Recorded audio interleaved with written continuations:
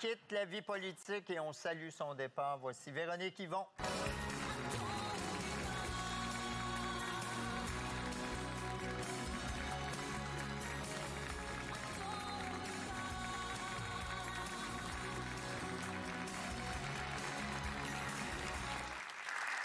Bonsoir, Véronique Yvon. Bienvenue à Tout le monde en parle. Bonsoir. Vous avez annoncé jeudi dernier que vous ne seriez pas candidate à la prochaine élection. Vous avez été élue députée du Parti québécois en 2008. Vous avez fait 4 mandats. Vous avez aussi été ministre. Et depuis jeudi, vous avez reçu une pluie d'éloges et d'hommages.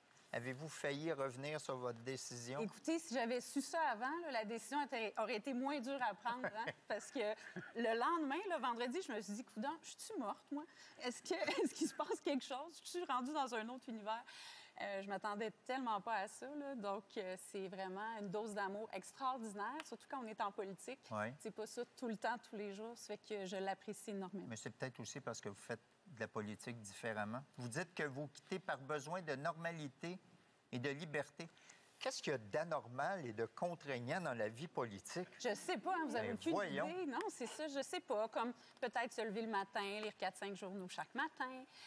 Des fois... Comme Paul Arcand, mettons. Mettons. Lui, il fait ça. C'est ça. Ouais. De voir, des fois, avoir le sentiment qu'il faut que tu aies une réponse à un article avant même que l'encre soit sèche sur le papier. Ah oui. Parce qu'il faut avoir des opinions très vite, surtout. Action, réaction tout le temps. La ligne de parti. Hein? La ligne de parti. Tout à fait, la ligne Ouais. de parti. Puis ça, c'est pas juste mon parti, c'est tous les partis.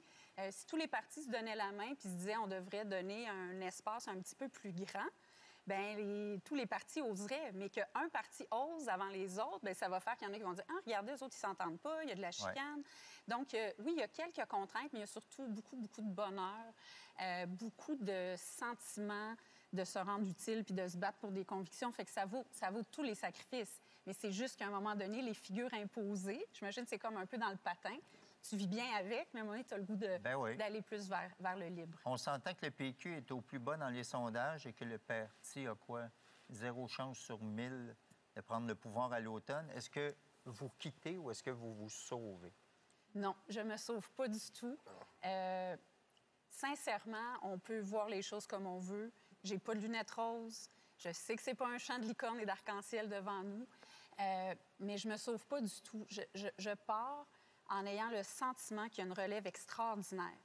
Puis évidemment, quand tu es à 9 c'est pas les opportunistes qui viennent frapper à ta porte. Fait que je peux juste vous dire que ça, il n'y a pas de risque chez nous. C'est des gens de cœur, de conviction, qui se retroussent les manches puis qui disent, nous, on y croit à l'indépendance du Québec, nous, on y croit à l'environnement, on y croit à la social-démocratie. On va aller jusqu'au bout de notre engagement. Puis vous savez quoi? Les campagnes électorales, normalement, ils servent à quelque chose. Sinon, on dirait, il y a des sondages, faisons pas de campagne électorale. Ça a l'air qu'il y a des projections. On va se fier à ça.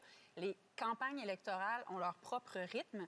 Puis quand tu es dans la position du négligé, bien, tu ne peux que surprendre. Donc, en même temps, c'est une position qui apporte son lot de difficultés, évidemment, quand tu traverses ça, mais qui peut aussi se révéler quelque chose de positif parce que la surprise, elle n'attend pas le meneur. Elle peut attendre le négligé. C'est des choses qu'on voit des fois en sport aussi. Donc, voilà. Vous avez réussi à travailler avec les autres partis au-delà des lignes partisanes. C'est pour ça que je disais d'ailleurs que vous faisiez de la politique différemment. Notamment dans le dossier de l'aide médicale à mourir. Vous avez aussi contribué à la création d'un tribunal spécialisé pour les causes de violences sexuelles. Et vous étiez venu d'ailleurs ici en parler avec vos vis-à-vis des autres partis. Qu'est-ce que ça prend pour que ça marche, la transpartisanerie? On me demande beaucoup ça. Je pense que ça prend 2 grands ingrédients. Un, c'est de la confiance. C'est très dur en politique d'avoir confiance naturellement dans tes adversaires politiques parce que tu es supposé toujours te battre pour des votes, pour le pouvoir, pour avoir plus d'attention. Mais ça, c'est un, mais 2, c'est vous. Là, vous vous en allez, là. Il va arriver quoi? Il va avoir, vous allez voir, je suis certaine qu'il va y avoir des gens qui vont s'inspirer de ça. Moi, je reviens justement cet après-midi. J'étais à une investiture d'une nouvelle candidate. Je la salue, la présidente des Jeunes du Parti québécois, Marc-Laurence Desgagnés, dans Chambly. Écoutez, elle porte ce message-là, ce discours-là, d'arrêter de toujours avoir peur, de toujours se méfier, de toujours craindre l'hypocrisie puis les jeux de coulisses, puis de dire on fonce. Puis vous savez quoi? Quand tu fais confiance aux autres collègues, mais le deuxième ingrédient, c'est d'embarquer la population avec toi. C'est de porter des causes qui résonnent et que les gens souhaitent voir des élus porter. Puis quand tu as les gens avec toi, qui te soufflent dans le cou parce qu'ils veulent que l'aide médicale à mourir, ça marche, parce qu'ils veulent que peut-être on puisse le demander de manière anticipée pour les personnes qui ont des troubles cognitifs, qui disent ça n'a pas de sens tout ce qui est arrivé dans la foulée du mouvement MeToo puis les violences sexuelles. Bien, à un moment donné, s'il y en a un dans le groupe, dans la politique de la transpartisanerie qui lâche, bien, la population va lui remettre sur le nez. Ouais. Alors, de la confiance, puis travailler avec les gens, puis pour les gens, je pense que c'est les 2 grandes clés. Après un mandat comme députée de Québec solidaire, Catherine Dorion a elle aussi annoncé qu'elle ne serait pas candidate aux prochaines élections. Elle a dénoncé du même coup le caractère rigide et passé date de l'Assemblée nationale, ainsi que le fait que François Legault et une poignée de personnes seulement prennent toutes les décisions. Êtes-vous un peu d'accord avec elle ou pas? En fait, sur le premier bout, moi, je pense qu'on ne peut pas baisser les bras. Je comprends que Catherine Dorion n'était pas à l'aise dans cet univers-là. C'est son choix, c'est retiré. Parfait, dans le sens qu'il faut suivre aussi son instinct dans quoi on est bien, puis elle dit qu'elle va militer ailleurs. Mais moi, l'institution, pour moi, c'est entre les mains des 125 députés de la faire bouger. Okay. C'est entre les mains de la population qui vote pour ces 125 députés-là. Donc, si on baisse les bras puis on se dit que c'est pas possible, c'est comme si, comme citoyen, on se disait que c'est pas possible puis qu'on peut plus changer les choses. Alors, mais quand même, est-ce que le député peut décider quelque chose ou c'est une bien poignée sûr, peut décider quelque chose. Ouais. Bien, il me semble que moi, je suis comme l'exemple qui montre que même si c'est dans l'opposition, moi, j'ai fait... Oui, mais il n'y en a pas 125 comme vous, là, je vous confirme. Oui, mais je veux dire, en 2008, quand j'ai été élue, personne ne savait j'étais qui, là. Je n'étais pas une candidate vedette. Donc, je pense que ça montre que quand tu y vas puis tu te fais des promesses, moi, je m'étais fait une promesse à moi-même de vraiment essayer de travailler autrement de l'intérieur parce que je voyais tellement de cynisme. Les gens qui disaient c'est une vraie farce. Quand on vous voit au Salon Bleu, on n'y croit plus, vous êtes toutes pareilles. Mais je me disais, moi, je vais aller là pour reproduire ça. Donc, je pense que oui, il y a vraiment capacité de le faire. Puis sinon, c'est comme si on se disait, bien, on pense que l'institution, c'est pas nous, puis on n'a pas de contrôle là-dessus. L'institution, c'est nous, c'est les Québécois, puis les Québécoises, puis les gens qui élisent. Mais donc, vous avez encore l'air passionné, puis d'y croire. Puis dedans, on dirait pas quelqu'un qui s'en va. C'est une petite pause ou... Non. En fait, je m'étais faite cette autre promesse-là que je quitterais jamais en étant désabusée ou lasse. Et puis, je suis zéro désabusée. Et moi, je pense que les gens, ils ont besoin, les gens de ma circonscription de Joliette, ils ont besoin d'une députée, justement, qui reste jusqu'au bout avec tout son cœur. Alors, je voulais justement être sûre que, en sentant de plus en plus, je dirais, ce besoin-là, juste de liberté puis de normalité, comme Guillaume disait, de me dire, ça devient irrépressible. C'est comme, ça fait des mois que j'analyse ma décision. C'était toujours ça qui revenait. Oui, j'aime ça, j'aime encore ça, mais j'ai ce besoin-là de faire un pas de côté pour vivre plus normalement, pour exister, comme j'ai dit, en dehors de la politique. J'espère que vous n'êtes pas comme ça en amour. Chérie, ça va super bien. Alors, je te quitte au moment où on est à notre top. C'est une philosophie de vie, hein? Tu dis, ça pourra pas descendre. Non, mais... Patrick démissionne, il y a 50 projets.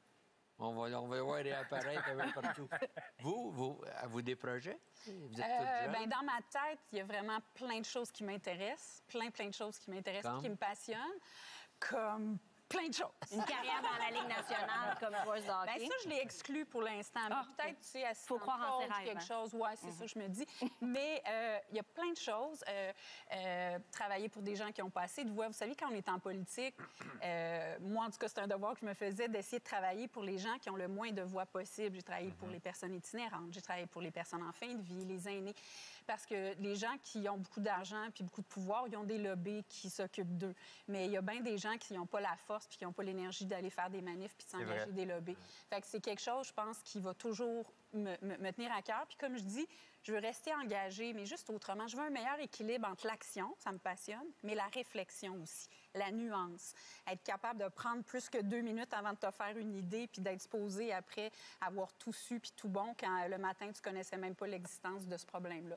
Donc, j'ai soif de ça après 14 ans. Bien, c'est du courage de quitter avec pas de projet, finalement. Vous étiez Merci, candidate... Guillaume, vous m'encouragez beaucoup. Non, mais je trouve ça courageux. Bien, en fait, quand on se lance en politique, il y a un vertige, hein, on se lance un peu dans le vide. Là, c'est ça, mais je suis comme contente de ne pas avoir de plan. Vous allez être courtisée, toutefois. Hein? Oui, c'est ça. Vous allez être courtisée. Oui. Assurément. On s'en reparlera, mais parce qu'il y a quelque chose qui vous caractérise. Vous êtes une femme formidable. Ben, et ça vous caractérise. par rapport à toutes les autres femmes qui ne sont pas formidables. Ah, ça, c'est... Au moins, il y en a une. C'est bon. Il y en a une de temps en temps, c'est vous. Non, mais c'est vrai. C'est vrai. On sent que vous avez à cœur la cause, votre cause. L'indépendance, vous dites de quoi de ça? Parlez juste brièvement, si c'est possible. Oui, je pourrais vous en parler pendant des heures. Mais vous y croyez encore sincèrement? J'y crois sincèrement. Quand on est dans l'action politique puis qu'on voit les limites à tous les jours de notre action politique parce qu'il y a un autre ordre de gouvernement qui décide de bien des choses, qui ne transfère pas l'argent qu'on voudrait en santé, qui fait des choix en culture, en environnement qui ne seraient pas les nôtres, ça confirme mon choix. Évidemment, c'est un défi parce que c'est une petite révolution, là, l'indépendance. C'est d'avoir assez confiance en nous comme Québécois pour se dire, hey, on va aller au bout de nous-mêmes, on va se dire oui, puis on va se dire que oui, on est capable, comme un tout peuple normal, d'avoir notre état normal, puis des fois de se tromper, mais souvent de prendre les bonnes décisions qui vont favoriser ce qu'on pense qui devrait être nos priorités, nos valeurs, notre manière de faire, puis surtout, je pense que l'indépendance, j'en parlerai pas pour vrai pendant des heures, mais je pense que l'indépendance, ce serait une formidable manière de se donner un nouveau lieu de rencontre.